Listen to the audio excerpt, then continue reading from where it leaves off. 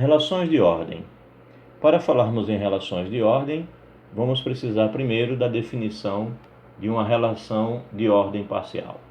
Uma relação R, faltou um A aqui, depois a gente ajeita. Uma relação R sobre um conjunto E, não vazio, é chamada relação de ordem parcial sobre E, se somente se R é reflexiva, antissimétrica e transitiva. Veja que o que diferencia a relação de ordem de uma relação de equivalência é a antissimetria, né? A relação de equivalência é simétrica, enquanto que a relação de ordem é antissimétrica. Ou seja, R deve ter as seguintes propriedades. A primeira é a reflexividade, né? R é reflexiva. A segunda é a antissimetria. E a terceira é a transitividade.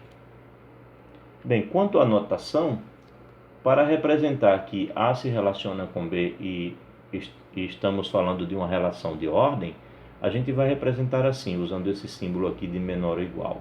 Mas vale lembrar que a gente não está falando apenas do menor ou igual do caso dos conjuntos numéricos, tá?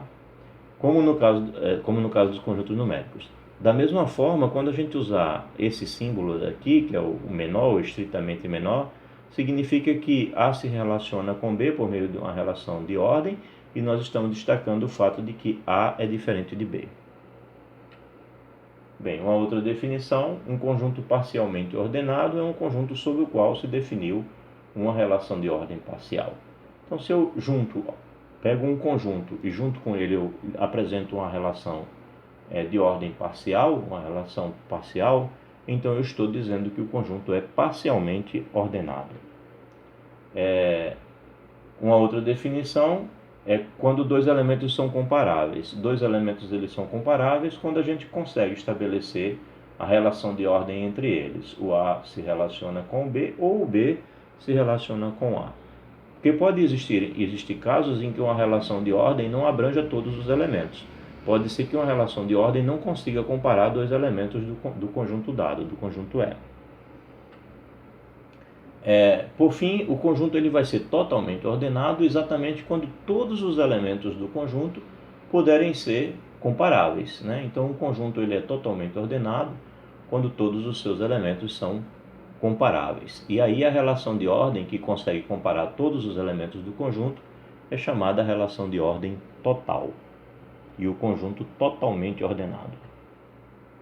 Bem, os exemplos. Os exemplos são, o mais clássico deles seria justamente você pegar, por exemplo, um conjunto numérico. Pegamos então o conjunto dos números reais e definimos a relação menor ou igual que a gente está acostumado.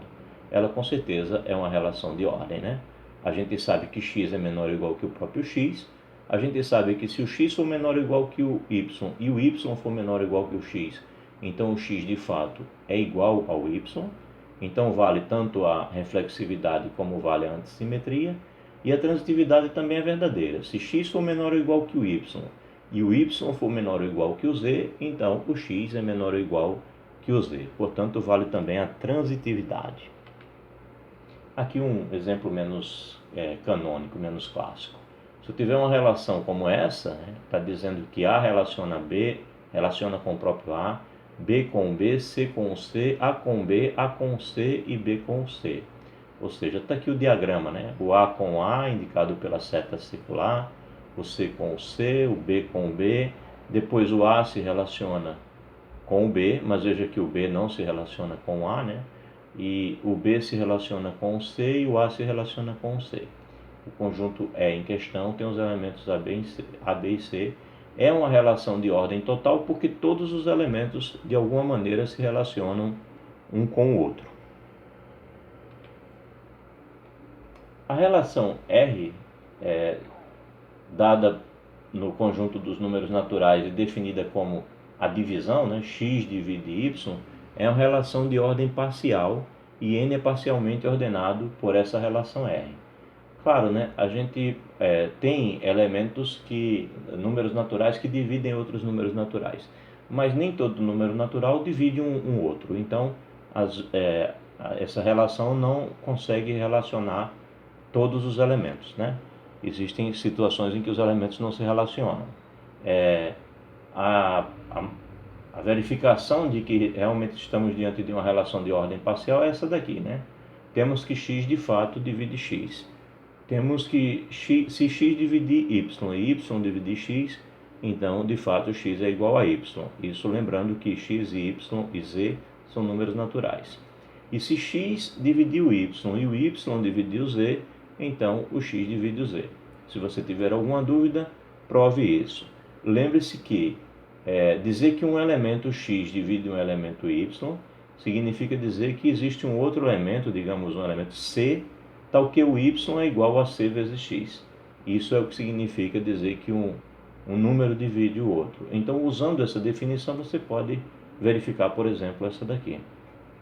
Tentem fazer uma demonstraçãozinha ou encontrá-la em algum livro e fazer uma leitura. É interessante verificar. Bem, uma outra relação de ordem conhecida é a relação de inclusão.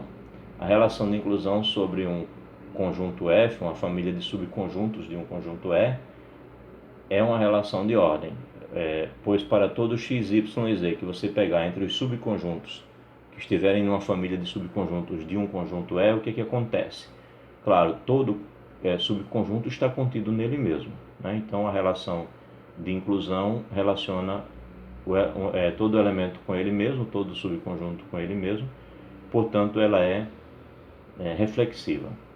Agora, se um conjunto estiver no outro e o outro estiver no primeiro, estiverem inclusos mutuamente um no outro, então obrigatoriamente esses dois conjuntos são iguais, portanto a relação de inclusão ela é antissimétrica. E se x estiver contido em y e y estiver contido em z, então obrigatoriamente, aqui é o sinal de inclusão, certamente copiei daqui, né? Ficou errado.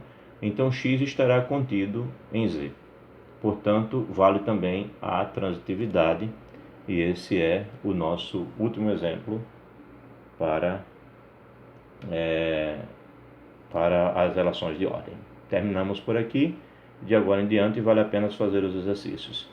Eu aconselho os exercícios, os primeiros 43 exercícios do capítulo 3 do livro do Higino como um exercício inicial. De qualquer forma, colocarei no site alguma observação necessária para que a gente possa fazer exercício. Mas a parte introdutória, o que eu chamei de aula 1, terminamos por aqui. A próxima aula já será sobre grupos.